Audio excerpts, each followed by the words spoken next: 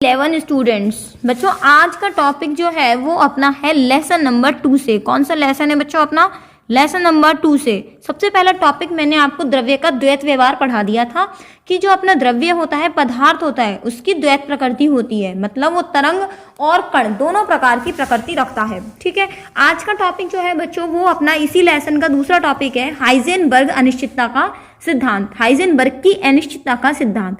ठीक है, हाइजेनबर्ग जो है हमारे साइंटिस्ट है, उन्होंने बताया था अनिश्चितता का सिद्धांत। इंग्लिश में इस सिद्धांत का नाम है अनसर्टेनिटी प्रिंसिपल ऑफ हाइजेनबर्ग। मैं आपको ये बता दूं बच्चों, आपको कॉपी में ये सारा मटेरियल नोट कर लेना है। ठीक है, और आपके न्यू सिलेबस के अकॉर्डिंग ही मैं आपको टॉपिक्स करा रही हूँ। जो टॉपिक आपके चैप्टर 2 में हट चुके हैं उनसे हटा के जो नए टॉपिक्स जो आपके हैं, केवल जो रहे हैं, केवल वही टॉपिक्स मैं आपको चैप्टर 2 के पढ़ा रही हूँ। ठीक है बच्चों, देखिए सिद्धांत क्या कहता है, पहले अपन रीड कर लेते हैं, उसके बाद आपको समझाएंगे। सूक्ष्म कण की स्थिति और संवेग। सूक्ष्म कण जैसे हमने कह दिया इलेक्ट्रॉन, प्रोटॉन, कोई भी सूक्ष्म कण की स्थिति मतलब कहां पर स्थित है, और संवेग दोनों का एक साथ किसी क्षण सही निर्धारण नहीं कर सकते। पहले एक बार रीड कर रही हूँ, फिर मैं आपको समझाऊंगी।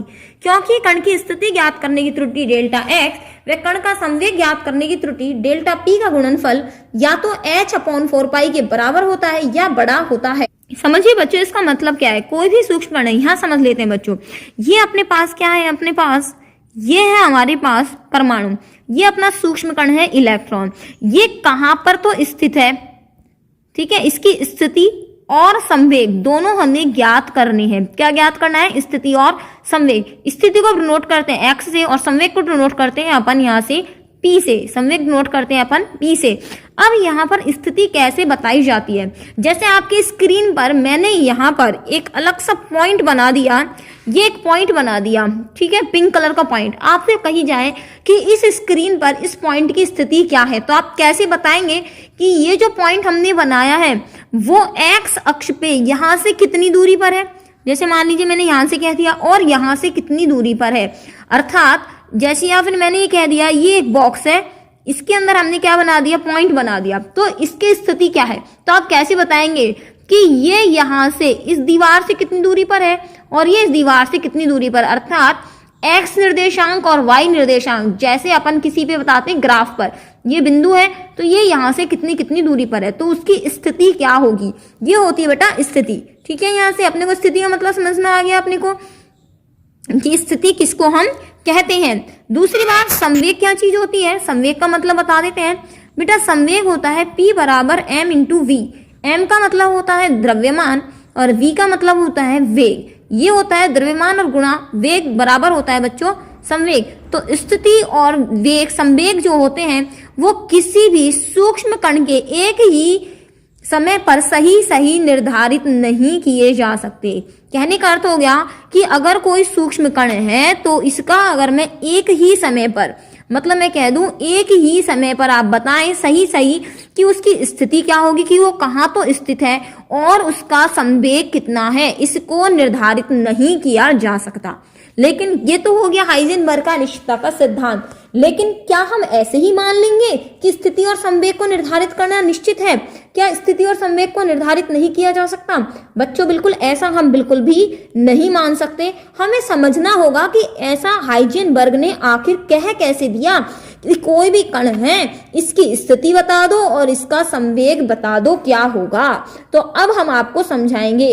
अगर आप स्थिति निकालने की कोशिश करेंगे तो संवेग में गलती हो जाएगी, और अगर संवेग निकालने की कोशिश करोगे तो स्थिति में गलती हो जाएगी। ऐसा क्यों कहा हाइजेनबर्ग ने? चलो बच्चों इसको सामान्य उदाहरण से समझते हैं। ठीक है, अब आप इस तरह से मानिए ये अपना क्या है बच्चों, एक परमाणु है। ठीक है, इसके अंदर यहाँ पर क्या है, इलेक्ट्रॉन है। ठीक है, अगर ये इलेक्ट्रॉन एक सूक्ष्म कण है तो इस सूक्ष्म कण को देखने के लिए आपको किसकी आवश्यकता होगी, लाइट की आवश्यकता होगी। जैसे ही इसके ऊपर क्या पड़ेगी, लाइट पड़ेगी, इसका मतलब लाइट पड़ेगी, इसका मतलब क्या पड़ेगा, प्रकाश, प्रकाश में क्या होती है बच्चा, ऊर्जा होती है। प्रकाश में क्या होती है, ऊर्जा। जैसे ही यह प्रकाश इसके ऊपर पड़ेगा, यह प्रकाश इस ऊर्जा को, ये जो कण है इलेक्ट्रॉन, ये उस ऊर्जा को क्या करेगा, ग्रहण कर लेगा। ये कण जैसे ही ऊर्जा को ग्रहण करेगा, जैसे ही इलेक्ट्रॉन इस प्रकाश ऊर्जा को ग्रहण करेगा, तो फिर क्या होगा, ये तेजी से गति करने लगेगा। अर्थात यहां से इलेक्ट्रॉन जो है ये चल के क्या करने लगेगा, गति करने लगेगा। और ये गति अगर करने लग गया बच्चों, तो इसका मतलब क्या बदल गया इसका, अगर ये इसने अचानक गति कर ली तो इसका मतलब क्या बदल गया, इसका संवेग बदल गया। और उसी समय अगर आपने यहां से क्या बदल गया बच्चों, संवेग बदल गया। कहने का अर्थ है जब तक किसी कण की स्थिति ज्ञात नहीं की जा सकती, जब तक उसके ऊपर पूर्ण प्रकाश नहीं पड़े। मान लीजिए कोई छोटी सी चीज है, ये कोई छोटी सी चीज है, इसको आपको ढूंढना है। आप क्या कहेंगे, लाइट जलाओ भाई। जैसे ही लाइट जलेगी, क्योंकि कण छोटा है, जैसे ही प्रकाश की ऊर्जा मिलेगी इस इलेक्ट्रॉन को, ये क्या करने लग जाएगा, ये और तेज से गति करने लग जाएगा। पहले तो गति कर ही रहा था। देखो बच्चों, इलेक्ट्रॉन कैसा कण है, गतिशील कण है। आप इसको ज्यादा ऊर्जा दे देंगे तो क्या होगा, वो गतिशील कण क्या होगा, अधिक तेजी से गति करने लग जाएगा। अर्थात उसके वेग में परिवर्तन हो जाएगा। वेग में परिवर्तन हो गया तो इसका मतलब संवेग परिवर्तित हो जाएगा। अर्थात अगर आपने उसकी सही स्थिति निर्धारित करने की कोशिश करी तो आपको वहां से उसके संवेग में परिवर्तन हो जाएगा। और संवेग में हुआ परिवर्तन क्या कहलाएगा, डेल्टा P। अर्थात यहां से स्थिति ज्ञात करने के लिए जैसे ही लाइट डाली उसके संवेग में परिवर्तन हो गया। चलो अब दूसरी चीज कहते हैं कि मैडम हम तो चलो लाइट नहीं डालेंगे, हम बिना लाइट के ही हम यहाँ पर कोशिश करेंगे इसको ज्ञात करने की। चलो कोई बात नहीं, यहाँ पर परमाणु अपना इलेक्ट्रॉन है। अगर कम प्रकाश में ही आपने क्या करा, आपने कम प्रकाश में ही आपने इसकी स्थिति अर्थात x और इसका संवेग p ज्ञात करने की कोशिश की, तो आप इसका संवेग तो सही निर्धारित कर पाएंगे, लेकिन कम प्रकाश की वजह से उसकी एक्चुअल जो स्थिति होगी इलेक्ट्रॉन की, क्योंकि कम प्रकाश में हमें नहीं दिखेगा कि इलेक्ट्रॉन जो है वो कहां से कहां पर गमन कर रहा है, क्योंकि इलेक्ट्रॉन कैसा कण है, गतिशील कण है। तो अगर हमने कम प्रकाश में जानने की कोशिश करी स्थिति, तो स्थिति में त्रुटि ज्यादा हो जाएगी। और हमने प्रकाश ज्यादा डाल दिया तो वो कण गति कर जाएगा ज्यादा तेज से और उसके संवेग में गलती हो जाएगी। समझ में आया? इसीलिए यहाँ पर लाइन कही गई कि सूक्ष्म कण जैसे इलेक्ट्रॉन उसकी स्थिति और संवेग दोनों को एक साथ एक ही क्षण सही निर्धारित नहीं किया जा सकता, क्योंकि कण की स्थिति मतलब x और उसको ज्ञात करने की त्रुटि क्या होगी, उसमें परिवर्तन डेल्टा x, और कण का संवेग मतलब p, उसको ज्ञात करने की त्रुटि क्या होगी, डेल्टा p। मतलब डेल्टा का मतलब है जो इसमें हुई त्रुटि। अगर आप इसका गुणनफल करते हैं, मान लीजिए x में स्थिति में त्रुटि हुई मान लीजिए 0.5% और डेल्टा p में त्रुटि हुई ये भी हो गई 0.5%, तो ये जो त्रुटि होती है उसका गुणनफल या तो h/4 पाई के बराबर होता है या फिर इससे क्या होता है, बड़ा होता है। अब ये h/4 पाई मैडम हमको तो नहीं पता है h/4 पाई क्या होता है, चलो हम आपको बता देते हैं क्या होता है बच्चों। h/4 पाई का मतलब क्या है बच्चों, यहाँ पर ये जो h है ये यहाँ पर होता है बच्चों प्लांक का स्थिरांक। ये प्लांक स्थिरांक कैसे आया होगा, थोड़ा सा इसको डीप में चलते हैं, सिलेबस से हटा दिया ना, इसीलिए अपने टॉपिक बाय टॉपिक नहीं मिलता है। चलो यहाँ बता देते हैं। ई समानुपाती होता है बच्चों न्यू के, जो मैंने आपको न्यू पहले बताया था। ई मतलब होता है बच्चों ऊर्जा और न्यू होती है अपनी आवृत्ति। ठीक है, न्यू क्या होती है बच्चों, आवृत्ति होती है। ठीक है, जब आप समानुपाती का चिन्ह हटाते हैं तो ई बराबर क्या बनता है, एच न्यू बनता है। जब ई बराबर एच न्यू बनता है तो यहाँ पर ये जो एच होता है इसी का मतलब होता है प्लांक स्थिरांक, जिसकी वैल्यू कितनी होती है 6.62 गुणा 10⁻34 इसकी वैल्यू होती है। 10⁻34 कर लीजिएगा। ठीक है स्टूडेंट्स, तो यहाँ पर h की जो वैल्यू है वो इतनी होती है। 4 और पाई तो आप जानते ही हैं। चलिए बच्चों इसको डेरिवेशन कर लेते हैं हम आगे। देखिए बच्चों आपको क्या लिखना होगा, यहाँ पे आपको लिखना होगा यहाँ से delta x into delta p, या तो बड़ा होगा, बड़ा मतलब ग्रेटर देन, बराबर के लिए इसी के नीचे लिख दीजिएगा और वो लिखेंगे h/4 पाई। ठीक है, अब आगे क्या लिखेंगे आप, delta x into delta p। अगर हम इसको बड़ा नहीं मान के इसको हम बराबर माने तो क्या होगा h/4 पाई। ठीक है बच्चों, अब यहाँ से h/4 पाई क्या है, एक स्थिरांक है। क्यों है, क्योंकि h की वैल्यू निश्चित है, वो अपन ने बता दी 6.62 गुणा 10 की घात -34। ठीक है, 4 की वैल्यू नहीं परिवर्तित होगी और पाई की वैल्यू 3.14 होती है, ये भी परिवर्तित नहीं होगी। तो डेल्टा x समान टू डेल्टा p बराबर क्या है बच्चों, एक स्थिरांक है, कोई दिक्कत नहीं है बच्चों। अगर यहाँ से ये स्थिरांक है तो हम इसको ऐसा भी लिख सकते हैं, डेल्टा x बराबर स्थिरांक अपॉन डेल्टा p भी लिखा जा सकता है, इसके नीचे लिया है। जब अगर मान लीजिए बच्चों, एक चीज यहाँ पे मुझे बताइएगा, नीचे से इसको तो हम हटा देते हैं।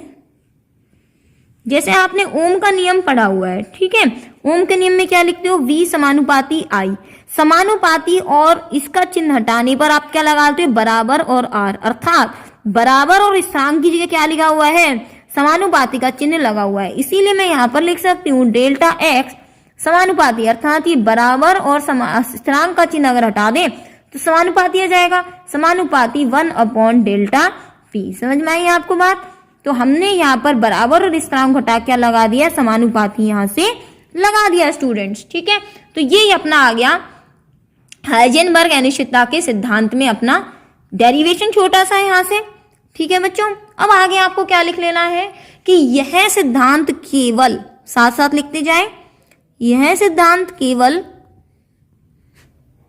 सूक्ष्म कणों पर ही लागू होता है। यह सिद्धांत केवल सूक्ष्म कणों पर ही लागू होता है, बड़े कणों पर नहीं। लिख लीजिए साथ साथ, बड़े कणों पर नहीं। सूक्ष्म कणों को देखने के लिए साथ में लिखेगा, सूक्ष्म कणों को देखने के लिए अधिक आवृत्ति के प्रकाश की आवश्यकता होती है।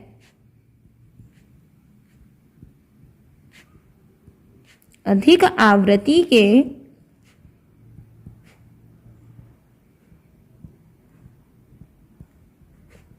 प्रकाश की आवश्यकता होती है। जब अधिक आवृत्ति का प्रकाश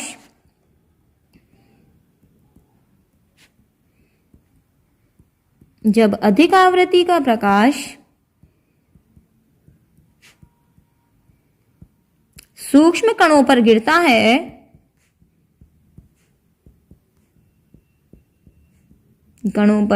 है, तो इस प्रकाश के फोटोन, या हम ऊर्जा कह सकते हैं, तो इस प्रकाश के फोटोन, अब बच्चों ये फोटोन जो शब्द आया है इसका मतलब होता है प्रकाश का कण। मैं आपको फोटोन शब्द का अर्थ पहले ही बता चुकी थी कि फोटोन शब्द का मतलब होता है प्रकाश का कण। जैसे मान लीजिए ये तरंग आपके सामने दिखाई दे रही है, ये क्या है, प्रकाश की किरण। तो प्रकाश की किरण किससे मिलकर बनी होती है, ऊर्जा के छोटे छोटे बंडलों से बनी होती है, और तथा ये कण जो कहलाता है, प्रकाश का कण क्या कहलाता है, फोटोन कहलाता है। तथा प्रकाश के इसके कण की ऊर्जा, एक फोटोन की ऊर्जा कितनी होती है, h न्यू होती है। इस जो v जैसे सिंबल में आ रहे हैं ना ऐसे, इसको बोलते हैं बच्चों न्यू। न्यू का मतलब होता है आवृत्ति, कि क्या होता है, आवृत्ति। जिसकी ऊर्जा अधिक होती है उसकी आवृत्ति भी अधिक होती है, ई समानुपाती न्यू होता है। ये मैंने आपको पहले की वीडियो में डिस्कस कर दिया है बच्चों। तो प्रकाश का जो द्रव्य का द्वैत व्यवहार वाली वीडियो है वो पहले जरूर देखिएगा, उसके बाद ही इसको पढ़िएगा। तो प्रकाश के फोटोन अपनी ऊर्जा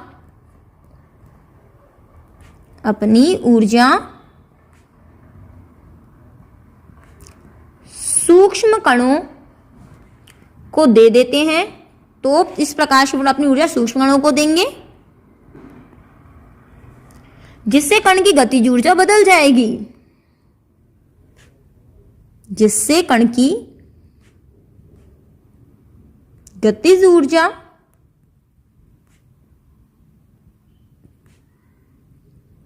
बदल जाएगी और उनका संवेग और स्थिति भी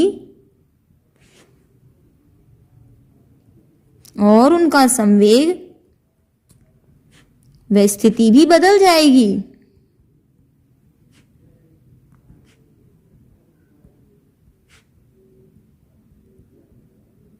स्थिति भी बदल जाएगी।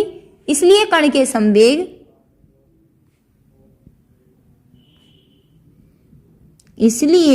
संवेग व स्थिति को सही निर्धारित